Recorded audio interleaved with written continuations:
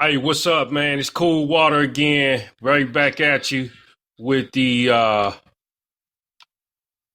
fifth installment of Who Killed the Black Entrepreneur. And we've been moving along uh, pretty good. So I'm pretty excited about that. And as I continue on, I get more and more confirmation that, I'm glad that I'm doing this because it's number one, I'm teaching myself something because I needed to know this information. And number two, it helps me understand a lot of the BS that's going on inside the world of business, inside personal, social, political, and other areas that is going on within the African American community. So I'm cool with that. Like I said, this is the fifth installment of the African American Entrepreneurs Holocaust, with the theme being called Who Killed the Black Entrepreneur. So we've been rolling. This is the fifth time that I presented the info. It's been, some good and bad reviews. I actually got my t-shirt made. Folks is talking. They giving me a lot of conversation based off the tea, and eyes is getting big. I had an Arab guy, Indian guy, Arab, one of them, look, and he started chuckling when he read the t-shirt because, I got it made, Who Killed the Black Entrepreneur, with a question mark underneath it. He chuckling. I started chuckling, and I asked him, I said, you laughing at my t-shirt? He said, yeah. And I said, okay. I said, so you like that, huh? And he kind of laughed and giggled, but it was really more of a smirk and a smile, as if to say, yeah, I know who killed the entrepreneur in the black community. I know, who really got a foothold on y'all neck and who really eating off y'all. So it was the sly, slick, devil type of smirk and grin, like, oh, you the first nigga that done figured it out.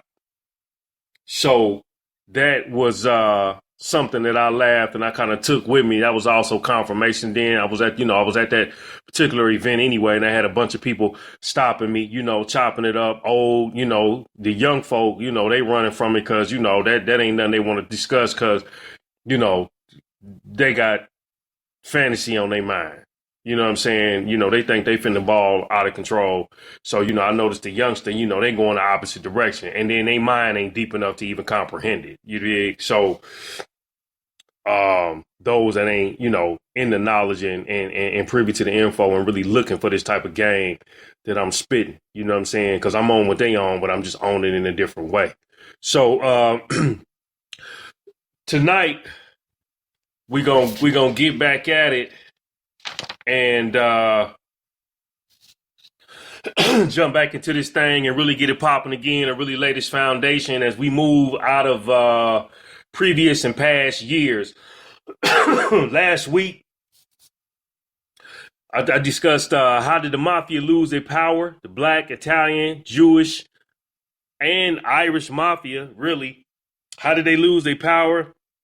Where did the money go after the mob bosses were neutralized? Black and Italian per se. How did Nixon and Reagan's war on drugs affect blacks in urban communities?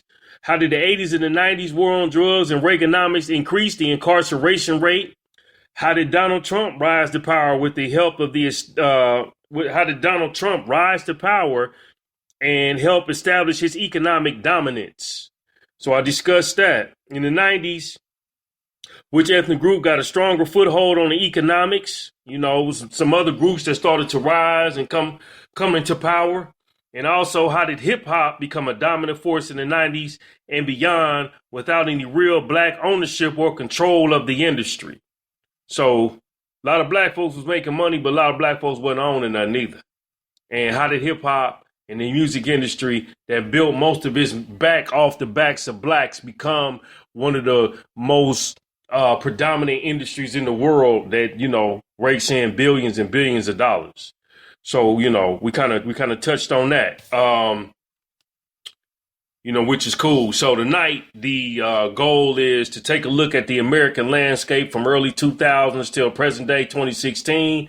Also take a look at the economic entrepreneurship inside the black community. The objectives that we'll be discussing is which immigrant group controlled the economy by 2000s and beyond. What effect did the 80s crack era have on 2000s till present day 2016? The crack era and war on drugs. We'll also take a look at what industries are staples in the American economy by 2000, which have no little to black ownership. We also want to discuss what has mass incarceration along with the prison industrial complex done for corporations economically with cheap labor. What effect has the Constitution, Declaration of Independence, the Bill of Rights had on African Americans via Dr. Claud Anderson's analysis of it? So I want to take a look at what he said. By what year is the Asians supposed to surpass the Hispanics as the largest immigrant group? Because there's other immigrant groups rising, and that continues to keep black suppressed at the bottom, economically, financially, the whole gamut. So we want to discuss that. So I'm a little behind the 8 ball because I got started a little late, but we're going to roll with it. We're going to rock with it. We're going to get it on out the way, and we're going to put this thing down like it's supposed to be put down. So the first thing we want to take a look at is which immigrant groups control the economy and really had a hand in it by the year 2000. As the world began to smooth out and folks started to take their rightful place in America, many immigrant groups had a strong foothold on the American economy. For example, Jews, Irish, Arabs, Italians, Hispanics, Chinese, Koreans, Cubans, Russians, Germans, Vietnamese, Cambodians, all settled into the American economy as a major player. By the time the year 2000 hit, dominant immigrant groups and subdominant immigrant groups are shaping the American economy. In most major cities like Los Angeles, New York, Chicago, Detroit, Atlanta, and other cities, you see immigrant groups move into the urban neighborhoods and set up shop and take money out the community. So if you like me and you stay or have stayed in the hood and you look around, you see folks that don't look like you. Arabs run the gas stations. The Pakistanis got the Western Unions and the check cash in place. The East Indians got the Dairy Queens. You got the Chinese with the liquor stores. The Koreans got the nail salons and the hair, the beauty supply stores. So they in the hood and they taking, and they didn't put their stake and they claim in the ground that this is my industry, this is how I make my money, and I'm making it off the backs of African Americans. So and hell, the Koreans, then and then you gotta look at, they got the Chinese restaurant like on my block. It's the wing spot owned and ran by Koreans, or what have you. And then, you got to look at too, sometimes, and I know I still get confused, the Koreans, the Chinese, Japanese, Vietnamese, Cambodians, they all got a similar look. You feel me? They got a similar look. You got to pay attention to the eyes, but you really ain't gonna know. But like the New Orleans fresh fish shack right up here sits next door. That's the Koreans that sits next door to the Pakistanis who own the check cashing Western Union place. You feel me? Across the street is the Arab gas station. You see what I'm saying? Go down a little further. You got the Korean boy or Asian boy who own the liquor store. Come down a few more blocks. Right by my crib, you got another liquor store that's ran and owned and controlled by another Asian. Go down a little bit more further, you got a beauty supply store that's ran by one of the Asian boys. The laundromat, that's controlled by one of the Pakistani Arab boys. Go across the street from there, you got the Indian, the Arab Indian, East Indian. He over there eating, selling you the Dairy Queen, you know what I'm saying, the cheeseburgers and the fries. Go across the street from him, right next door to him, is the Citgo gas station where the Arab chick owns that. Go up the block, Texaco, which has been a big contributor because they let them folks use their brand. They own and control. The Arab got the Texaco gas station. Then when you start talking about corporations, you got McDonald's, KFC, JP Morgan and Chase, Bank of America. So where's black folks in all this? We ain't no damn where. We neutralized. All we doing is putting in money into the gas tank and they siphoning it out. Siphoning it out. So, when I talk about these subject matters, it's not to just be saying something. It's so that your ass get a full, clear understanding of the landscape of the American culture and how most people, black, African-American descent, we don't have enough small businesses to even shake a stick at. Most folks ain't interested in entrepreneurship. Most folks don't even know what entrepreneurship look like because they mom and they daddy ain't never went out there and bought nothing and sold nothing and built nothing. So you got to take a real serious hard look. So this topic, again, like I said before, it ain't sexy. You know what I'm saying? But it's needed. That's why that t-shirt triggers so much emotion, because there's so many people out here trying, but they don't have to understand the other half of the memo. They don't understand who their competitors are. They don't understand what team they playing against. You feel me? That's why the Arab boy, the East Indian Arab boy, laughed at me, because he was really laughing at me. He wasn't laughing with me because he knew I understood the concept of what I was saying and presenting it to the public. But he know, you know what I'm saying? Because all his folks is raping. You feel me? So that's something to take into effect. Let's take a look at what else we got. By the time the early 2000 and 2005 is established, you see poverty set in stone across America and the economic empowerment. You see poverty set in stone across America and economic empowerment. Small business growth and entrepreneurship minuscule inside the African American community. Everybody is winning but blacks. And it's supposed to be minimized, so forgive me if I threw you off. But as the years progress forward, you see less and less and less of black people trying to push forward and have ownership. We out here, let's not, I don't want you to think that black folks ain't trying, because there's a lot of black folks out here trying. There's a lot of black folks out here making money. But on a wide, large, mass scale, that number is very, very small. That might be less than 2%, 3%, 4%, 5%. I don't have the data. But it's a very small number on a large scale. You can look in your neighborhood if you stay in the hood somewhere and see it all across America. Everywhere in America, foreign immigrant groups do the same thing. They set up shop in the hood and milk money and create their path to financial freedom off the backs of blacks. Straight up, point blank.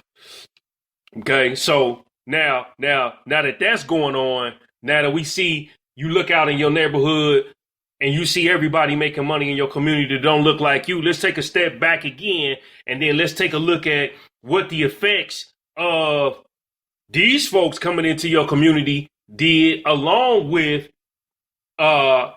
basically the crack era, so-called drugs and war on drugs did to the ghettos across America. So the crack era of the 80s, during 1984, established the crack era of the 80s during 1984 brought ghettos and neighborhoods to its knees. More folks in African-American communities are hooked on crack cocaine,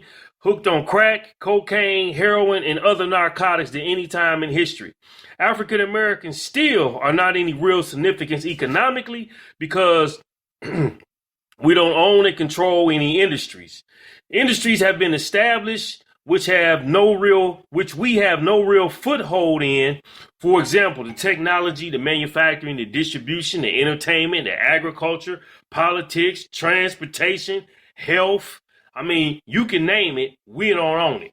We ain't got no foothold on none of this stuff. Gaming, technology, apps. I mean, all this new stuff coming out, social media. We ain't in there. We trying to play with them. We're trying to be a player in that, but we're not in there. During the years 2000 till present life, as we know it, it has been set. The dynamics of black life will be governed forever as a result of the structure that has been set since the 15th and 16th century. It was the slave codes, black codes, Jim Crow, which put black folks into a box, which we are still in today. Okay, so that's when I started. That's why I started from the 16th century, because The economic landscape had been laid once we came to this country, once we was shackled and put in chains and put on Walter Street and Wall Street, once we were brought in through South Carolina, North Carolina, through the Caribbeans, through all the islands. It was already set in stone. This is the fundamental foundation for what we call capitalism today. You see what I'm saying? You ain't never got your damn shot at the goddamn title, ever. And you need to understand that. And this is the catalyst for you to see how it's trickled down from year after year, generation after generation. Let's see where we at. Reaganomics, war on drugs, Clinton era, and the Bush administration continued to pass laws that continue to prohibit progress of black folks. Okay, so while it was supposed to be a war on drugs, it really wasn't a war on drugs. You know what I'm saying? It was like contradictory efforts. The war on drugs was really the influx of drugs into the community. You know what I'm saying? Bill Clinton supposed to be decreasing mass incarceration, really was an increase in mass incarceration. You see what I'm saying? Bush, whatever he came in there and didn't do too much and didn't help the progress of African Americans either. So as a whole, this is one of the main reasons why you see the trickle down effect coming from the 80s, the 90s, and the early 2000s. And now here we are in this present day and time, 2016. This stuff is like graffiti. It's stuck on the wall and you can't get it off. You know what I'm saying? So it's important that, you know, we take a serious, hard look at that. The crack era of the 80s, early 90s also had a surge of crack cocaine use in all the major cities across America. So now this wasn't just like mainly, you know, you think about the crack era, a lot of times they look at Los Angeles, like you see the movie Straight Outta Compton, and they showed in there how that during that time, you know what I'm saying, Tom Brokaw was talking about the crack and talking about the influx of drugs coming into Los Angeles. But it didn't just happen in LA. It was in New York. It was in Chicago. It was in Detroit. It was in Miami. DC got a taste of it. Houston probably had a taste of it. New Orleans probably had a taste of it. You see what I'm saying? All your major urban cities in America got influx with it. During the crack era, homicide rate of black males was more than doubled between the ages of 14 to 17. In 1966, about 60% of the inmates incarcerated in the U.S. were sentenced on drug charges. U.S. remains the largest overall consumer of narcotics in the world as of 2014. We still playing the same game and they still feeding us the same information. And they still feeding us, you know what I'm saying, the drugs, you know what I'm saying, the heroin, the crack. I mean, you know, it ain't being talked about as much, but it's still being infiltrated into the community. You know what I'm saying? The D-boy in the 80s made a lot of money.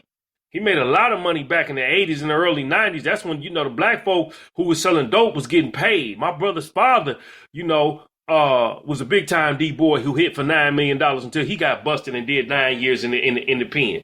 You see what I'm saying? So everybody was eating. Everybody was coming up. The increase in crime were mostly distribution for the drug to end user occurred.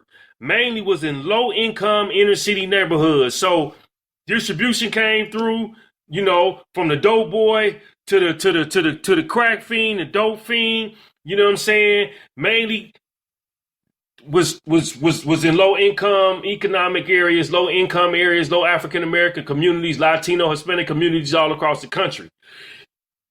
That's where it had its biggest impact. And you've seen it in the behavior and the mindset of all these people and the folks that had the babies. That's where they get the crack babies from. They say the 80s is the era of the crack babies.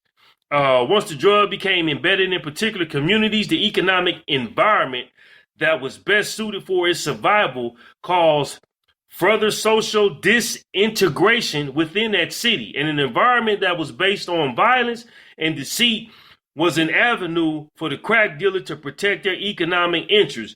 So if you can't stick together, your mind ain't right, somebody coming through and they selling you dope, you don't like your neighbor because he light skinned, she don't like that girl because she dark skinned, D-boy, he can eat all day. The dope boy gonna stay on top. The dope boy gonna come through. As long as he can serve you what you need and get paid and walk away unscathed, he good. You know what I'm saying? So this is the real impact of the crack era. Not only that, you got other immigrant groups that set up during this time period, that set up now, that's pulling money out of your pocket. You know, that little 75-cent, you know what I'm saying, granola bar, that little 35-cent bag of chips with them drinks, that little pack of cigarettes, you playing the numbers. You know what I'm saying? All of that is helping spark their financial growth, their path to wealth. You getting poor and they getting richer. You feel me? Asians, Koreans, the Vietnamese, you know what I'm saying? The Pakistans and the Arabs. Now they in the game now. They playing the game. They just doing it differently than the Irish and the Italians. You know what I'm saying? And the Jews, they coming through with stores, you know, storefronts and selling you them t-shirts, selling you your hair, selling you them nails. Whereas the Italians, the Irish, and the Jews, they came through with their guns in the early 30s and prohibition years and went to killing, robbing, extorting, and on and on and on. You feel me? But black folks, we've been neutralized. We've been locked down. We think we getting it. Oh, man, you know, Kobe hit 60. You know what I'm saying? We came up. Jordan got 300 million. You feel me? Master P, he worth 300 million. Ice Cube worth 120. You know, Dr. Dre worth 800 million. Lauren Fishburne, you know what I'm saying? He one of the top actors. Cuba Gooding Jr. Okay, but when you go behind the veil and you see these folks, man, they working for white folks because white folks own and control the industries that they in, the movie, the music, you know what I'm saying, the gaming industry, the technology. Black folks ain't got a foothold on shit in America. And it's real talk. And you need to understand it if you're trying to play this game called capitalism. Because again, like I told you, once you come out that paradigm, once you hit that 100,000, you hit that million, you're going to come out the black paradigm. It's going to be impossible for you to stay in your paradigm of only seeing black, because as you rise, the cream rises to the top, it gets whiter. It gets whiter because then you start to embark on meeting people that actually own and control certain stuff that don't look like you. And you got to do business with these people. You got to understand how the game is being played. You understand?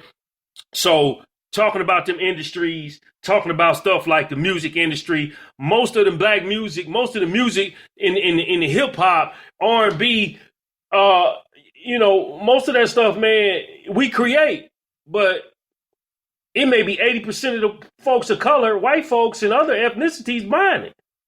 Black people ain't hired buying music like that. Never really have been. The movies, you know, we on production sets, we producing. You got a few directors, John Singleton, F. Gary Gray, the TV shows like Empire and Love and Hip Hop and on and on. But they don't have no control. Tyler Perry, he got a little playing power. You know, Tyler got a little playing power, but he still got to go to them to get his product distributed. He still got to go to the Jew boy to get his product distributed. He ain't got his own distribution channel. He don't own MGM, Lion Gate, 20th Century Fox, Searchlight. He don't own none of that. He ain't got connection. I mean, he not running the front office of Universal Pictures. Columbia Pictures. He's not running that. He still got to go. He might be $200-300 dude who got his own production company, his own movie studio, but he ain't got no power and control because they can cut his water off anytime they feel like it. They can put him in his place anytime they feel like it. Technology industry, Silicon Valley. You feel me? Anybody coming out of Silicon Valley, they typically, you know what I'm saying, they Caucasian and they might be somewhat Asian. If the Asian boy can get his game off, a lot of times he ain't getting his thing off. These apps is being created. You see a lot of white boys creating these apps and they selling them for billions. You see what I'm saying? Facebook, Mark Zuckerberg, Instagram, Pinterest. You know, these is white young males, man, who getting paid. Master P, I mean, what's your boy name? MC Hammer. He had a little foothold in there some kind of way, but I ain't seen nothing from him. The industry is controlled and ran by corporations and mainly white folk. They running that. You got to go in there. If you luck up and come out of Silicon Valley, man, with something that they put out on the market, you're gonna be a billionaire overnight. You know, you're gonna be a billionaire overnight. Like the dude about a year or two ago, he was on welfare, but he created an app. He got the app to the right folk. They bought it for $1 billion or $2 or $3 billion. He went from being poor to rich overnight. But he was on his mission from day one, though. but he was a white dude who got paid. No disrespect to him, because I mean, hey, he get to eat. You feel me? But we don't own none of these industries. Agriculture, FDA, we got to go to them. We got to go. Somebody got to come and check the food. We ain't checking that. We don't own that. We got black farmers, but according to, they filed a lawsuit with the government because why? They can't get what they need. They can't put their food out there. They can't get their food bought and paid and bought and distributed and marketed to the public. They can't get what they need. You see what I'm saying? So it's one of those things where at the end of the day, you know what I'm saying? You playing in somebody else's backyard, man, with no means of control and ownership. You take the NBA. The NBA, all Jewish. You get a couple of expansion teams, they'll throw Jordan a little piece of play, They'll throw Bob Johnson a little piece of something. They'll let Magic Johnson get a little, minority ownership. Jay-Z, minority ownership. Nelly, minority ownership. They'll let them folks get a little piece of the pie. It'll make them look good, but they ain't got no control.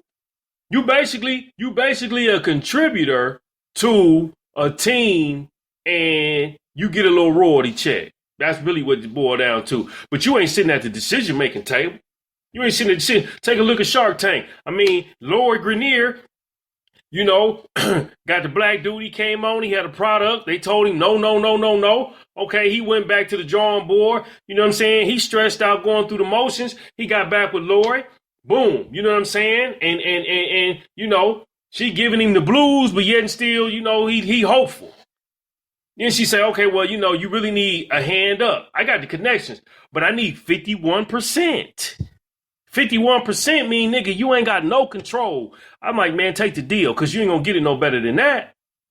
Because they ain't finna let you have no control. I ain't seen nobody, too many African Americans, unless they do business with Damon Johns.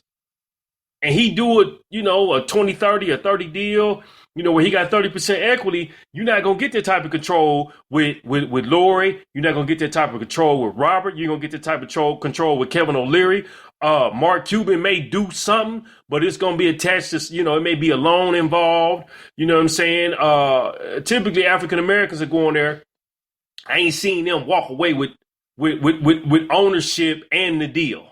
It's always been some catch and trick to the, so he took the deal. He was a smart dude. I would have took the deal too, because at the end of the day, once you get your paper up, you sell your interest, man. You get the hell on, you go start your own thing. You have capital and cash to do it. But don't own that.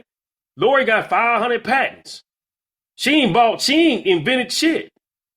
She playing the game. She got 500 patents. The dude that invented the super soaker water gun, he had to sue Mattel to get his money because they was trying to jip him. $600 million. They had to sue them folks to get his money because they was trying to jip him. They don't want you having them patents in your hand, man. We're talking about ownership and control. You see what I'm saying? It's just that easy for, you to be a boss if you understand how to play the game. That's why Master P is still probably one of the most powerfulest record executives in the music industry. But because the Jews own and control it, they keeping him out because they don't want him getting in there and doing what he doing the way that he doing it. Because then that will make him have more control than anybody else. You feel me? So when you start talking about these industries and things of that nature, man, you have to really understand, you know what I'm saying? It's about the control and ownership of resources, tools and resources that put you on an equal playing field with your competitor. And this may sound crazy to folks, man, but if you a real entrepreneur and you really trying to shine and you really trying to, build, then you're going to understand where I'm coming from. You going to have, it's going to be a time to sell out and it's going to be a time for you to maintain, what you need. Take example, franchising. Well, in order for you to franchise, you got to go to the corporation. You got to go through their program. McDonald's, KFC, Wingstop, Burger King, Dairy Queen. You got to go through their program.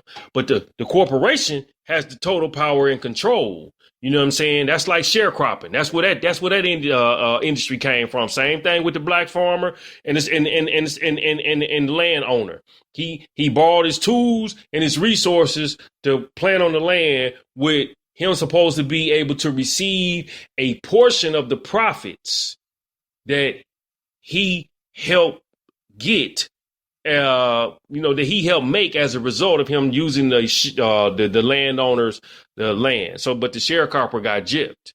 You know what I'm saying? But these industries, are things that you have to understand that the control factor is of grave importance.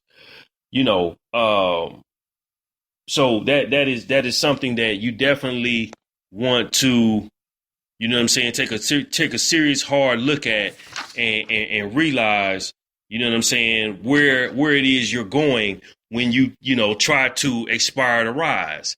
So now let me move forward, because I don't want to lose my train of thought, and I'm going to tie in a couple other things. But I noticed I mentioned we're talking about the the industries and whatnot, but these industries also have an impact on daily life as well. Now, if you remember back in 2012, they had the most disastrous event in history for black folks, and that was Hurricane Katrina.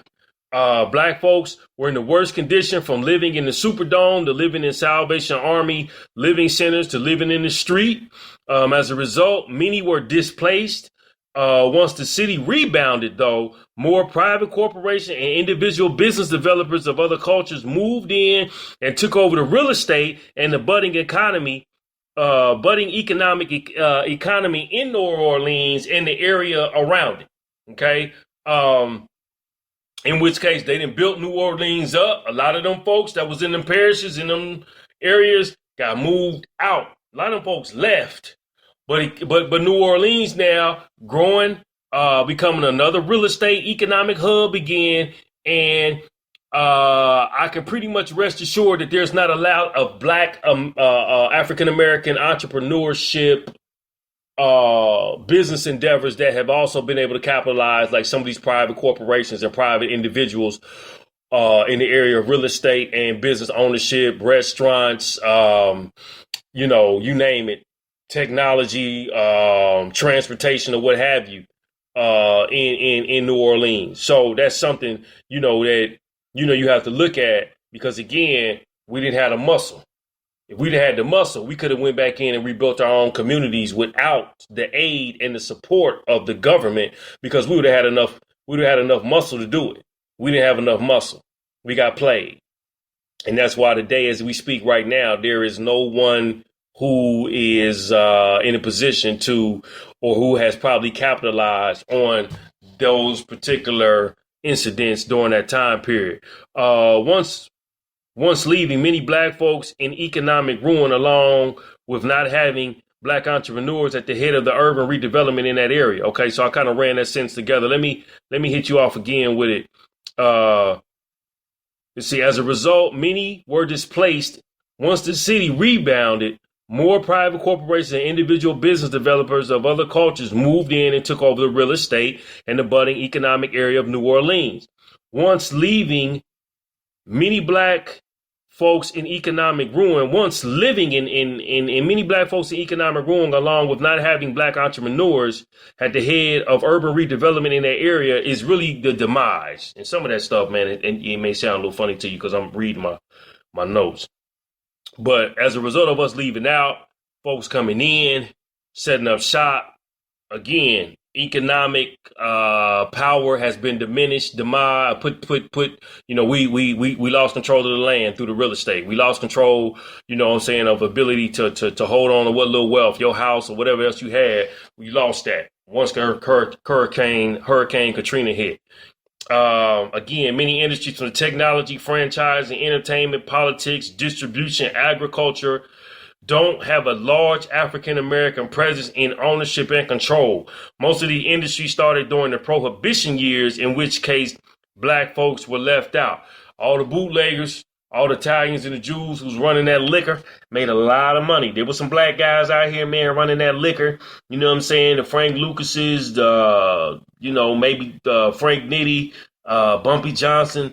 A lot of them dudes, some of them cats had to go to the Italians to get their, money up, get their leg in the game. But at the end of the day, black folks, the number one problem is we didn't have no structure, we didn't have no organization, and we didn't have nowhere to leave the money. And we didn't leave the money. So when it got confiscated, they took everything.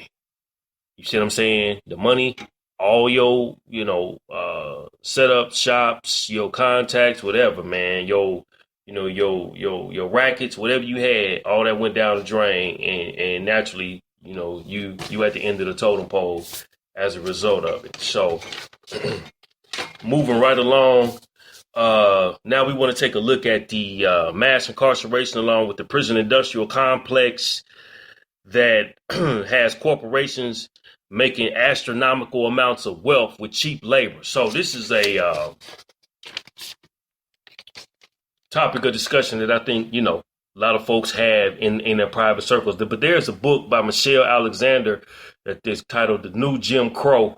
And it talks a lot about this and things of that nature that you may want to go check out because, as I say, slavery never really has ended. It just moved and shifted to the prison system.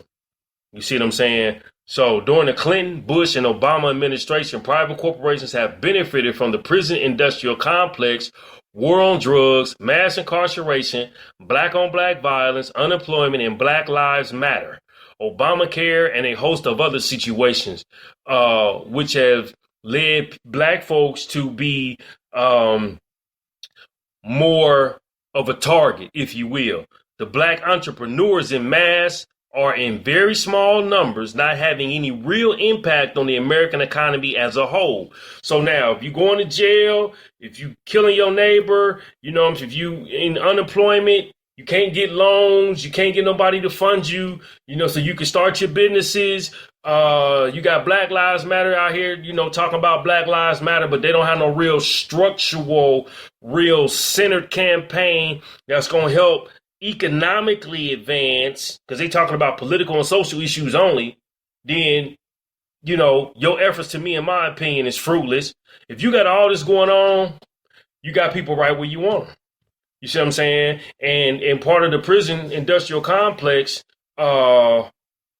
is a major, player in that, because they profiting off of the ignorance and the mishaps, black folks. Black males are still more likely to end up in jail than going to college and starting a business. The private prison complex needs bodies to work, and sometimes they are paid as low as $1.12 an hour. Slavery still exists in the prison system today. Cheap labor is helping make billions for private corporations. Again, someone is making money off of African American males. So they did it in slavery. They did it during Jim Crow. They did it during black slave codes, with the black slave codes. They doing it now with the prison industrial complex and in mass incarceration, black on black violence. They doing it again. So the game ain't changed. It's just shifting.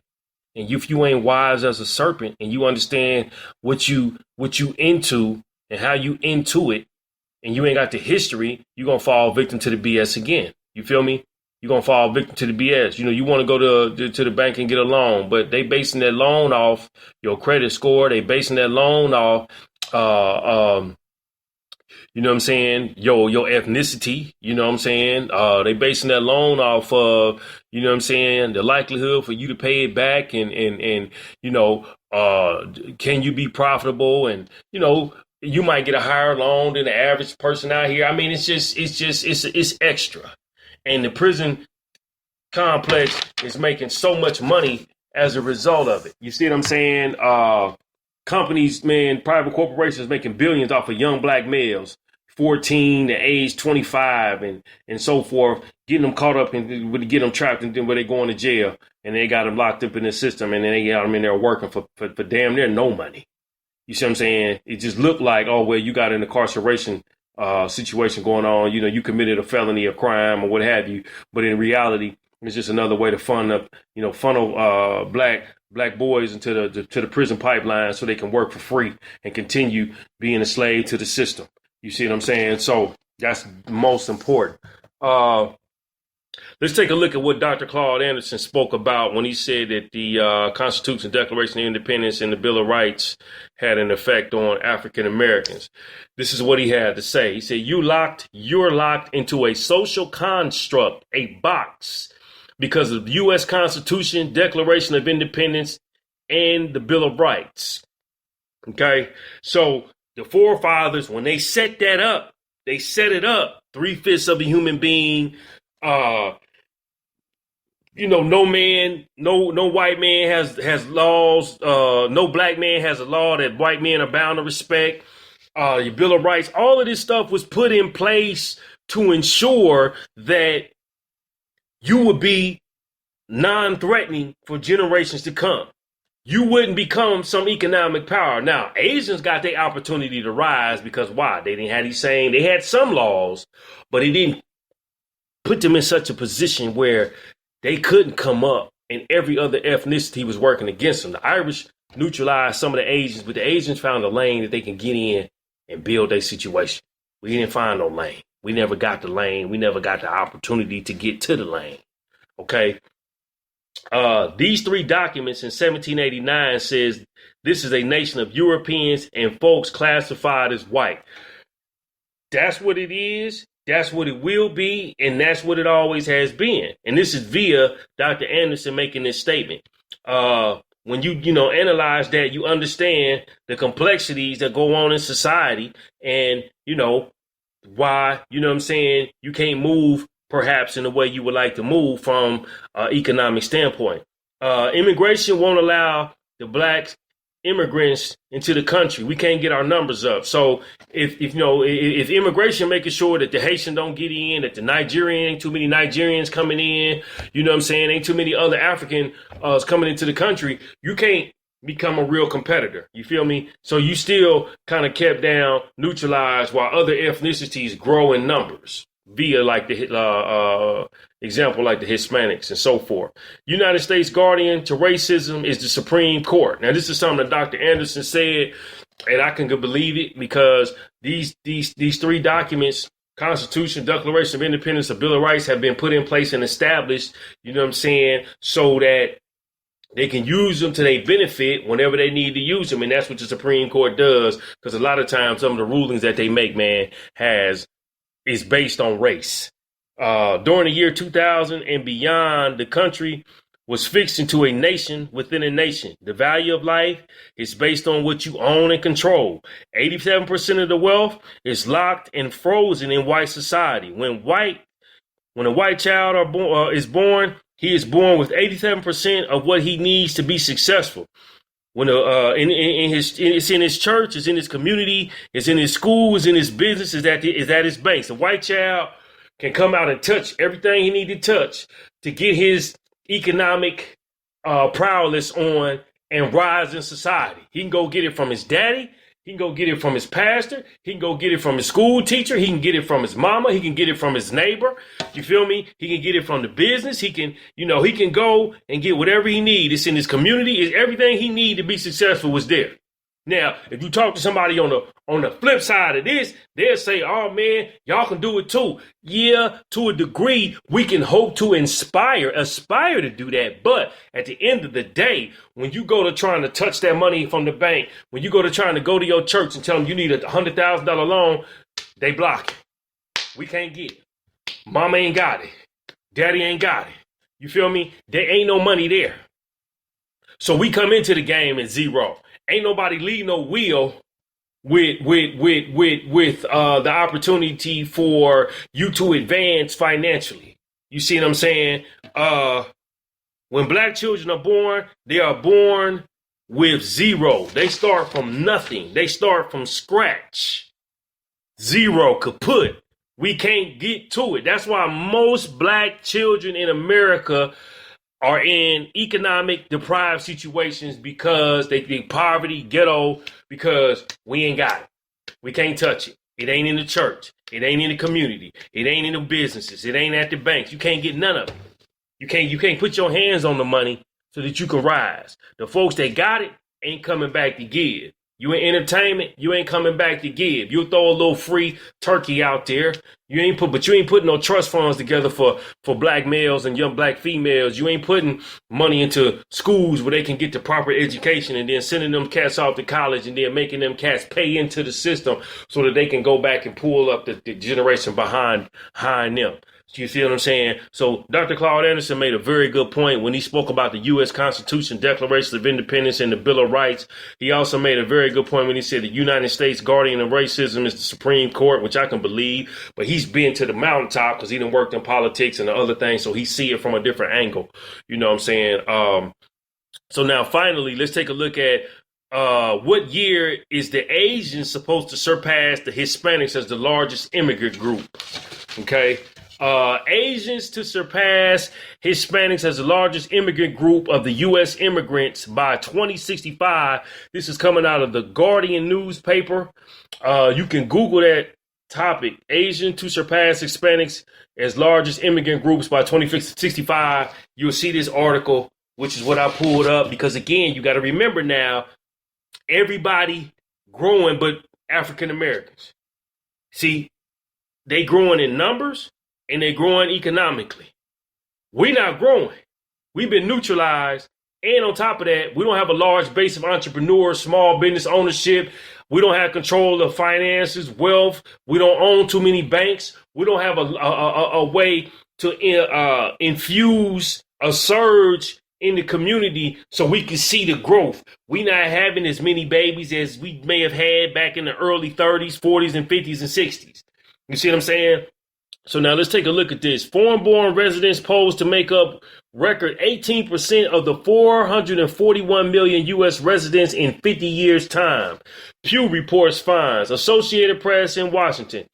That's May the 28th, September 2015. In a major shift in immigration patterns, Asians will surge past Hispanics to become the largest group of immigrants heading to the U.S. by 2065, according to estimates in a new study. Today, immigrants make up 14% of the population and increase from 5% and increase from 5% in 1965.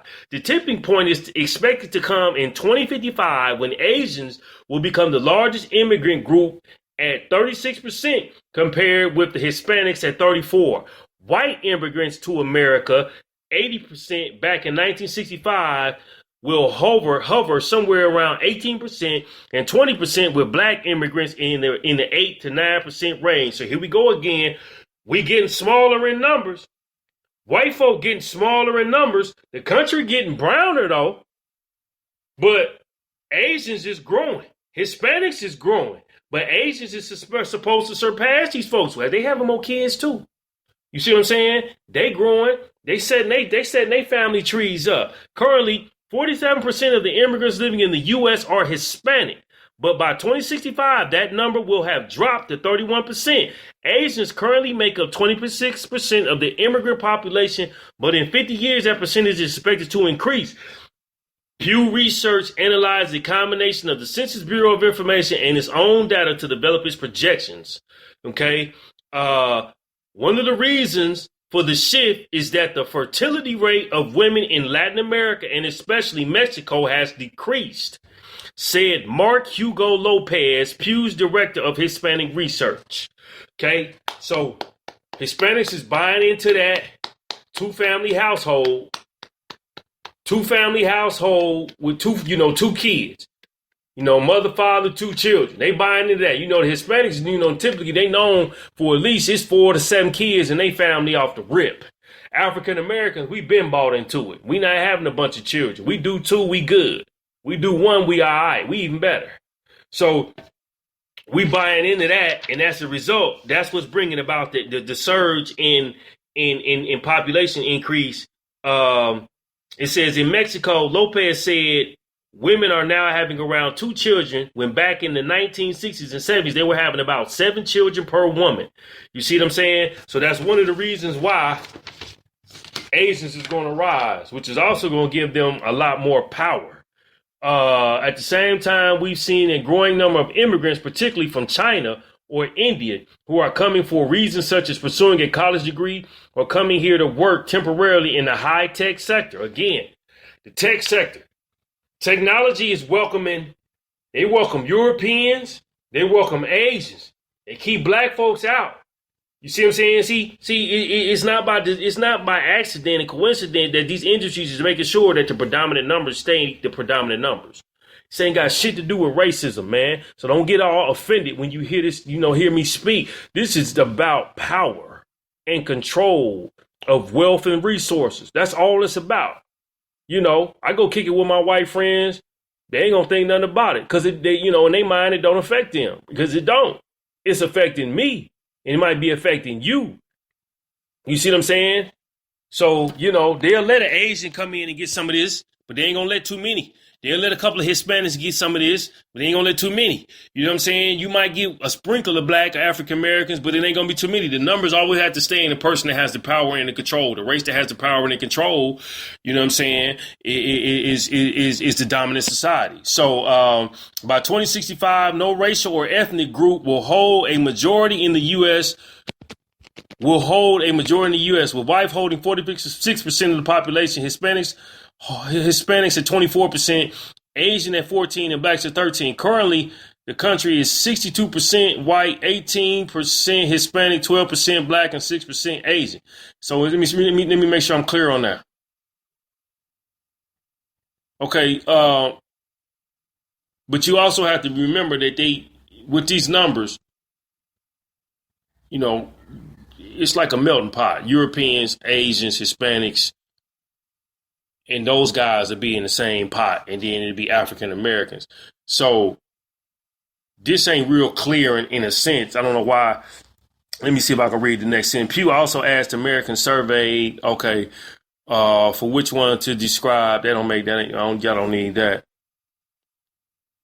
Okay, so let's see. As the same time, we've seen a growing number of immigrants, particularly from China or India, who are coming. So because they're coming over from college, also pursuing degrees, and they're getting in the tech sector, and they having some children, and the Hispanic community is having less kids, that's going to really give the Asian the ability to rise in numbers and surpass as the number one. Because right now, I think they number 3 on the totem pole.